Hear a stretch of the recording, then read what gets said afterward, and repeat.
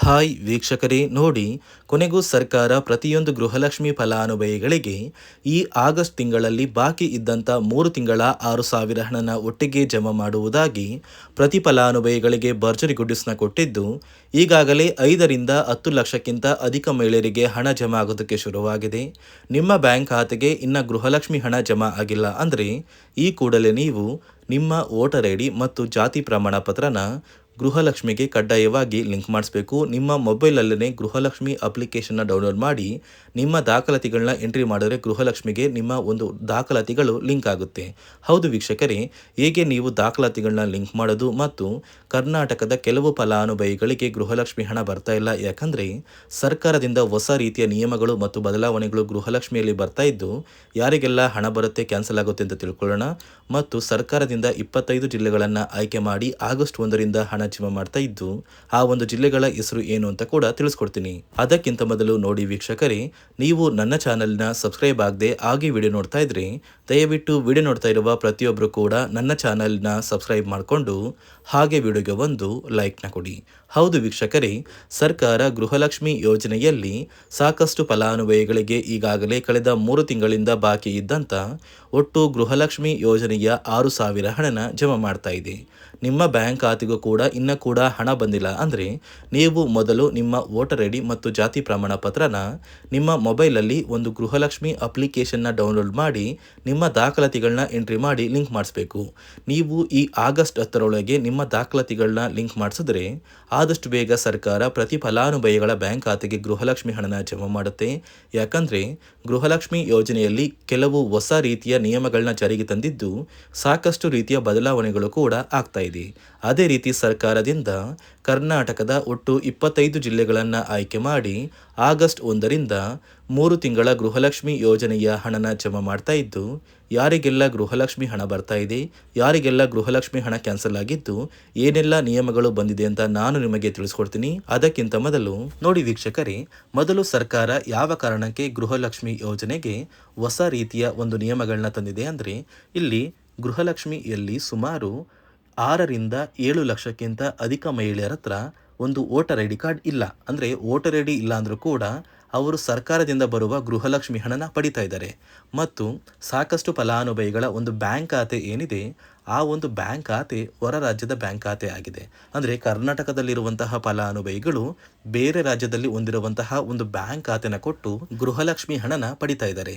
ಅದೇ ರೀತಿ ಸಾಕಷ್ಟು ರೀತಿಯ ಹೊಸ ಬದಲಾವಣೆಗಳು ಯಾವ ಕಾರಣಕ್ಕೆ ಬರ್ತಾ ಇದೆ ಅಂದರೆ, ಗೃಹಲಕ್ಷ್ಮಿ ಯೋಜನೆಯಲ್ಲಿ ಅರ್ಹವಿರುವ ಫಲಾನುಭವಿಗಳಿಗೆ ಅಂದರೆ ಕರ್ನಾಟಕದವರಾಗಿದ್ದು ಕರ್ನಾಟಕದಲ್ಲೇ ವೋಟರ್ ಐ ಡಿನ ಹೊಂದಿದ್ದು ಕರ್ನಾಟಕದ ಫಲಾನುಭವಿಗಳಾಗಿದ್ದು ಇವರ ಬ್ಯಾಂಕ್ ಖಾತೆಗೆ ಹಣ ತಲುಪಬೇಕು. ಬೇರೆ ಫಲಾನುಭವಿಗಳಿಗೆ ಯಾವುದೇ ಕಾರಣಕ್ಕೂ ಹಣ ತಲುಪಬಾರದು ಅಂತ ಸರ್ಕಾರ ನಿರ್ಧಾರ ಮಾಡಿದೆ. ಇದೇ ಕಾರಣಕ್ಕೆ ಸಾಕಷ್ಟು ಫಲಾನುಭವಿಗಳು ಗೃಹಲಕ್ಷ್ಮಿ ಯೋಜನೆಯ ಒಂದು ಅರ್ಹರ ಪಟ್ಟಿಯಿಂದ ಕ್ಯಾನ್ಸಲ್ ಆಗ್ತಾ ಇದ್ದಾರೆ. ನಿಮ್ಮ ಒಂದು ಮನೆ ಬಾಗಿಲಿಗೆ ಸರ್ಕಾರದಿಂದ ಅಧಿಕಾರಿಗಳು ಬರ್ತಾರೆ.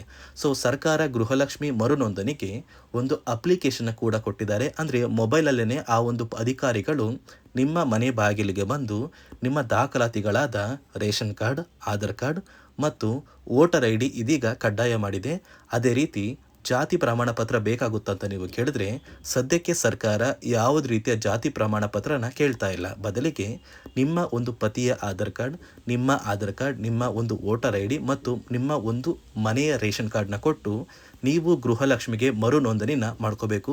ಈ ಒಂದು ಕೆಲಸನ ಮಾಡೋದು ಗ್ರಾಮದಿಂದ ಕೆಲವು ಅಧಿಕಾರಿಗಳು ಬರ್ತಾರೆ. ಅಂದರೆ ಗ್ರಾಮ ಅಭಿವೃದ್ಧಿ ಇಲಾಖೆಯಿಂದ ಕೆಲವೊಂದು ಅಧಿಕಾರಿಗಳು ಬಂದರೆ ಅಂಗನವಾಡಿಯ ಕಾರ್ಯಕರ್ತರು ಕೂಡ ನಿಮ್ಮ ಮನೆ ಬಾಗಿಲಿಗೆ ಬಂದು ಪ್ರತಿ ಫಲಾನುಭವಿಗಳ ದಾಖಲಾತಿಗಳನ್ನ ಎಂಟ್ರಿ ಮಾಡ್ಕೊಂಡು ಹೋಗ್ತಾರೆ.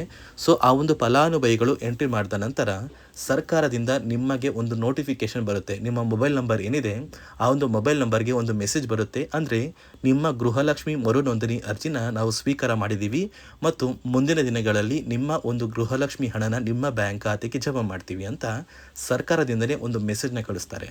ಆದರೆ ನೀವು ನಿಮ್ಮ ಮೊಬೈಲ್ ನಂಬರ್ನ ಆಕ್ಟಿವ್ ಆಗಿರುವಂತಹ ಮೊಬೈಲ್ ನಂಬರ್ನ ಕೊಡಬೇಕು. ಯಾಕಂದರೆ ನಿಮ್ಮ ಬ್ಯಾಂಕ್ ಖಾತೆಗೆ ಲಿಂಕ್ ಆಗಿರುವಂತಹ ಮೊಬೈಲ್ ನಂಬರ್ ಬೇರೆ ಇರುತ್ತೆ ಮತ್ತು ನೀವು ಹೊಂದಿರುವಂತಹ ಒಂದು ಮೊಬೈಲ್ ನಂಬರ್ ಬೇರೆ ಇರುತ್ತೆ.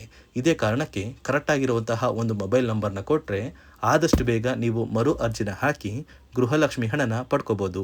ಅದೇ ರೀತಿ ನೀವು ಹೊಂದಿರುವ ಬ್ಯಾಂಕ್ ಖಾತೆ ಏನಿದೆ ಆ ಒಂದು ಬ್ಯಾಂಕ್ ಖಾತೆನ ನೀವು ಆ್ಯಕ್ಟಿವ್ ಆಗಿ ಇಟ್ಕೋಬೇಕು.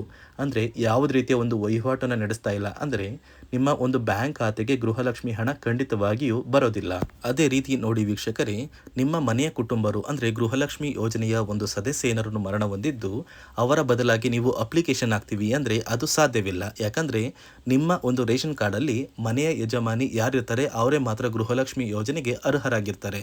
ಒಂದು ವೇಳೆ ಮನೆಯ ಸದಸ್ಯರು ಯಜಮಾನಿಯಾಗಿದ್ದು ಅವರು ಮರಣ ಹೊಂದಿದ್ರೆ ನೀವು ಗೃಹಲಕ್ಷ್ಮಿ ಯೋಜನೆಗೆ ಅಪ್ಲಿಕೇಶನ್ ಹಾಕೋದಕ್ಕೆ ಆಗೋದಿಲ್ಲ. ಮೊದಲು ನಿಮ್ಮ ಮನೆಯಲ್ಲಿ ಇರುವಂತಹ ಒಂದು ಹೆಣ್ಣು ಮಗಳು ಅಂದರೆ ಮಹಿಳೆ, ನಿಮ್ಮ ಒಂದು ಪತ್ನಿ ಇರ್ಬೋದು ಅಥವಾ ನಿಮ್ಮ ಒಂದು ತಾಯಿ ಇರ್ಬೋದು, ಅವ್ರನ್ನ ಮನೆಯ ಯಜಮಾನಿ ನೀವು ಮಾಡಬೇಕಾಗುತ್ತೆ. ಸೊ ಮನೆಯ ಯಜಮಾನಿ ಮಾಡಿದ ನಂತರ ಮಾತ್ರ ನೀವು ಗೃಹಲಕ್ಷ್ಮಿಯ ಸೌಲಭ್ಯನ ಪಡ್ಕೋಬೋದು. ಒಂದು ವೇಳೆ ನೀವು ಗೃಹಲಕ್ಷ್ಮಿಗೆ ಹೊಸದಾಗಿ ಅರ್ಜಿ ಹಾಕಬೇಕು ಅಂದರೆ ಇದೀಗ ಸರ್ಕಾರ ಅದಕ್ಕೂ ಕೂಡ ಕರ್ನಾಟಕ ಒನ್, ಗ್ರಾಮ ಒನ್ ಅಥವಾ ಬೆಂಗಳೂರು ಒನ್ ಸೇವಾ ಕೇಂದ್ರದಲ್ಲಿ ಅವಕಾಶ ಮಾಡಿಕೊಟ್ಟಿದೆ. ಆದರೆ ಮೊದಲ ಥರ ಇವಾಗ ನೀವು ಅರ್ಜಿನ ಹಾಕೋದಕ್ಕೆ ಆಗೋದಿಲ್ಲ. ಬದಲಿಗೆ ನಿಮ್ಮ ರೇಷನ್ ಕಾರ್ಡ್ನ ತೊಗೊಂಡೋಗ್ಬೇಕು, ನಿಮ್ಮ ಆಧಾರ್ ಕಾರ್ಡ್ನ ತೊಗೊಂಡೋಗ್ಬೇಕು, ನಿಮ್ಮ ಒಂದು ಪತಿಯ ಆಧಾರ್ ಕಾರ್ಡ್ನ ಕೂಡ ತೊಗೊಂಡೋಗ್ಬೇಕಾಗುತ್ತೆ. ನಿಮ್ಮ ವೋಟರ್ ಐ ಡಿ ಕೂಡ ಕಡ್ಡಾಯವಾಗುತ್ತೆ. ನಿಮ್ಮ ವೋಟರ್ ಐ ಡಿ ನಿಮ್ಮ ಹತ್ರ ಇದ್ದರೆ ಮಾತ್ರ ನೀವು ಗೃಹಲಕ್ಷ್ಮಿ ಯೋಜನೆಯ ಒಂದು ಅರ್ಹತೆಯನ್ನು ಪಡ್ಕೋತೀರಾ. ಒಂದು ವೇಳೆ ವೋಟರ್ ಐ ಡಿ ಇಲ್ಲ, ರೇಷನ್ ಕಾರ್ಡ್ ಇದೆ, ಆಧಾರ್ ಕಾರ್ಡ್ ಇದೆ ಅಂದರೆ ಇನ್ನು ಮುಂದೆ ನಿಮ್ಮ ಬ್ಯಾಂಕ್ ಖಾತೆಗೆ ಸರ್ಕಾರ ಗೃಹಲಕ್ಷ್ಮಿ ಹಣನ ಖಂಡಿತವಾಗಿಯೂ ಜಮಾ ಮಾಡೋದಿಲ್ಲ. ಯಾಕಂದರೆ ಪ್ರತಿ ವರ್ಷವೂ ಕೂಡ ಸರ್ಕಾರ ವೋಟರ್ ಐ ಡಿನ ಬಿಡುಗಡೆ ಮಾಡುತ್ತೆ, ಅಂದರೆ ವೋಟರ್ ಲಿಸ್ಟ್ನ ಬಿಡುಗಡೆ ಮಾಡುತ್ತೆ. ಈ ಒಂದು ಲಿಸ್ಟಲ್ಲಿ ಕೆಲವು ಫಲಾನುಭವಿಗಳ ಒಂದು ಹೆಸರನ್ನ ಕ್ಯಾನ್ಸಲ್ ಮಾಡುತ್ತೆ. ಒಂದು ವೇಳೆ ನಿಮ್ಮ ವೋಟರ್ ಐ ಡಿ ಏನಾದರೂ ಕ್ಯಾನ್ಸಲ್ ಆಗಿದ್ದರೆ ನಿಮ್ಮ ಬ್ಯಾಂಕ್ ಖಾತೆಗೆ ಗೃಹಲಕ್ಷ್ಮಿ ಹಣನ ಸರ್ಕಾರ ಕ್ಯಾನ್ಸಲ್ ಮಾಡುತ್ತೆ. ಈ ಕೂಡಲೇ ನೀವು ನಿಮ್ಮ ದಾಖಲಾತಿಗಳು ಎಲ್ಲ ಕೂಡ ಸರಿ ಇದೆಯಾ ಅಂತ ತಿಳ್ಕೊಳ್ಳಿ. ಹಾಗಾದರೆ ಮಾತ್ರ ನೀವು ಗೃಹಲಕ್ಷ್ಮಿ ಯೋಜನೆಗೆ ಅರ್ಹರಾಗಿರ್ತೀರಾ. ಸರ್ಕಾರ ಯಾವ ಕಾರಣಕ್ಕೆ ಈ ರೀತಿಯ ಹೊಸ ಬದಲಾವಣೆಗಳನ್ನ ತರ್ತಾ ಇದೆ ಅಂದರೆ ಇಲ್ಲಿಯವರೆಗೂ ಸುಮಾರು 60 ಕೋಟಿಗಿಂತ ಅಧಿಕ ಮೊತ್ತನ ಸರ್ಕಾರ ನಷ್ಟ ಮಾಡಿಕೊಂಡಿದೆ. ಅಂದರೆ ಫಲಾನುಭವಿಗಳು ನಮ್ಮ ಕರ್ನಾಟಕದವರೇ ಅಲ್ಲ, ಅಂತಹ ಫಲಾನುಭವಿಗಳಿಗೂ ಕೂಡ ಸರ್ಕಾರದಿಂದ ಹಣ ಹೋಗಿದೆ ಮತ್ತು ಸಾಕಷ್ಟು ಫಲಾನುಭವಿಗಳು ಮರಣ ಹೊಂದಿದ್ದಾರೆ. ಅಂತಹ ಫಲಾನುಭವಿಗಳಿಗೂ ಕೂಡ ಹಣ ಹೋಗ್ತಾ ಇದೆ ಮತ್ತು ಫಲಾನುಭವಿಗಳು ಹೊಂದಿರುವ ಬ್ಯಾಂಕ್ ಖಾತೆ ಕೂಡ ಆ್ಯಕ್ಟಿವ್ ಇಲ್ಲ. ಅಂತಹ ಫಲಾನುಭವಿಗಳಿಗೂ ಕೂಡ ಹಣ ಹೋಗಿದೆ ಮತ್ತು ಸಾಕಷ್ಟು ಫಲಾನುಭವಿಗಳು ಏನು ಮಾಡಿದ್ದಾರೆ ಅಂದರೆ ಅವರ ಮನೆ ಕುಟುಂಬದ ಯಜಮಾನಿ ಅಂದರೆ ಹೆಡ್ ಆಫ್ ದ ಫ್ಯಾಮಿಲಿ ಇರ್ತಾರಲ್ಲ, ಸೊ ಆ ಒಂದು ಮಹಿಳೆ ಮರಣ ಹೊಂದಿರ್ತಾರೆ. ಸೊ ಏನೋ ಒಂದು ಕಾರಣದಿಂದ ಮರಣ ಹೊಂದಿದ್ದು ಅವರ ಬ್ಯಾಂಕ್ ಖಾತೆಗೆ ಬರುವ ಗೃಹಲಕ್ಷ್ಮಿ ಹಣನ ಒಂದು ATM ಮೂಲಕ ವಿತ್ಡ್ರಾ ಮಾಡಿದ್ದಾರೆ ಮತ್ತು ಫೋನ್ಪೇ ಮೂಲಕ ಟ್ರಾನ್ಸ್ಫರ್ ಮಾಡ್ಕೊಂಡಿದ್ದಾರೆ. ಇದೀಗ ಸರ್ಕಾರ ಈ ರೀತಿಯ ಒಂದು ಹೊಸ ಬದಲಾವಣೆಗಳನ್ನ ಜಾರಿಗೆ ತಂದರೆ ಯಾರಿಗೂ ಕೂಡ ಗೃಹಲಕ್ಷ್ಮಿ ಹಣ ಮೋಸ ಆಗೋದಿಲ್ಲ ಮತ್ತು ಪ್ರತಿ ಫಲಾನುಭವಿಗಳಿಗೆ ಹಣ ಬಂದೇ ಬರುತ್ತೆ ಅಂತ ಆದೇಶ ಕೊಟ್ಟಿದೆ. ನೀವು ಕೇಳ್ಬೋದು ವೀಕ್ಷಕರೇ, 3 ವರ್ಷದಿಂದ ಯಾವುದೇ ಕಾರಣಕ್ಕೂ ನಮಗೆ ಗೃಹಲಕ್ಷ್ಮಿ ಯೋಜನೆ ಹಣ ಮಿಸ್ ಆಗಿಲ್ಲ. ಸೊ ಇದೀಗ ಏನಕ್ಕೆ ಸಡನ್ ಆಗಿ ಈ ಥರ ಬದಲಾವಣೆಗಳು ಬರ್ತಾ ಇದೆ ಅಂದರೆ ಸರ್ಕಾರದಿಂದ ಕೆಲವು ಅಧಿಕಾರಿಗಳು ಒಂದು ಚರ್ಚೆ ನಡೆಸಿದ್ದಾರೆ. ಒಂದು ಸಭೆಯಲ್ಲಿ ಗೃಹಲಕ್ಷ್ಮಿ ಯೋಜನೆಯ ಕುರಿತು ಒಂದು ಸಭೆ ಮಾಡಿದಾಗ ಅಲ್ಲಿ ಗೃಹಲಕ್ಷ್ಮಿ ಯೋಜನೆಯಲ್ಲಿ ಸಾಕಷ್ಟು ರೀತಿಯ ಲೋಪದೋಷಗಳು ಕಂಡು ಬಂದಿದೆ. DBT ಮೂಲಕ ನಿಮ್ಮ ಬ್ಯಾಂಕ್ ಖಾತೆಗೆ ಹಣನ ಹಾಕಬೇಕಾದ್ರೆ ಸಾಕಷ್ಟು ಫಲಾನುಭವಿಗಳಿಗೆ ಹಣ ಹೋಗ್ತಾ ಇದೆ. ಸಾಕಷ್ಟು ಫಲಾನುಭವಿಗಳಿಗೆ ಹಣ ಹೋಗಿದ್ರು ಅವರ ಬ್ಯಾಂಕ್ ಖಾತೆಗೆ ಜಮಾ ಆಗ್ತಾ ಇಲ್ಲ, ಬದಲಿಗೆ ಆ ಒಂದು ಹಣ DBTಯಲ್ಲೇ ಸ್ಟಕ್ ಆಗ್ತಾ ಇದೆ. ಮತ್ತು ಸರ್ಕಾರಕ್ಕೂ ಕೂಡ ಆ ಒಂದು ಹಣ ಬರ್ತಾ ಇಲ್ಲ. ಮತ್ತು ಸರ್ಕಾರ ಹಾಕಿರುವ ಹಣ ಇನ್ನೂ ಕೂಡ ಹಾಗೇ ಇದೆ. ಸಾಕಷ್ಟು ಫಲಾನುಭವಿಗಳು ಆ ಒಂದು ಹಣನ ಯೂಸ್ ಕೂಡ ಮಾಡ್ತಾ ಇಲ್ಲ, ಅಂದರೆ ಅದು ಬ್ಯಾಂಕ್ ಖಾತೆಯಲ್ಲಿ ಹಂಗೇನೆ ಇದೆ. ಇದೇ ಕಾರಣಕ್ಕೆ ಸರ್ಕಾರ ಈ ರೀತಿಯ ಹೊಸ ಬದಲಾವಣೆಗಳನ್ನ ತಂದಿದ್ದು, ಯಾರೆಲ್ಲ ಫಲಾನುಭವಿಗಳು ಸರ್ಕಾರಕ್ಕೆ ತೆರಿಗೆನ ಕಟ್ತಾ ಇದ್ದೀರಾ, ಗೌರ್ನಮೆಂಟ್ ಜಾಬಲ್ಲಿದ್ದೀರಾ ಮತ್ತು ಇನ್ಕಮ್ ಟ್ಯಾಕ್ಸ್ನ ಪೇ ಮಾಡ್ತಾ ಇದ್ದೀರಾ, ಇಂತಹ ಫಲಾನುಭವಿಗಳ ಹೆಸರನ್ನ ಇನ್ನು ಮುಂದೆ ಸರ್ಕಾರ ಗೃಹಲಕ್ಷ್ಮಿ ಯೋಜನೆಯಿಂದ ಕ್ಯಾನ್ಸಲ್ ಮಾಡಿದೆ.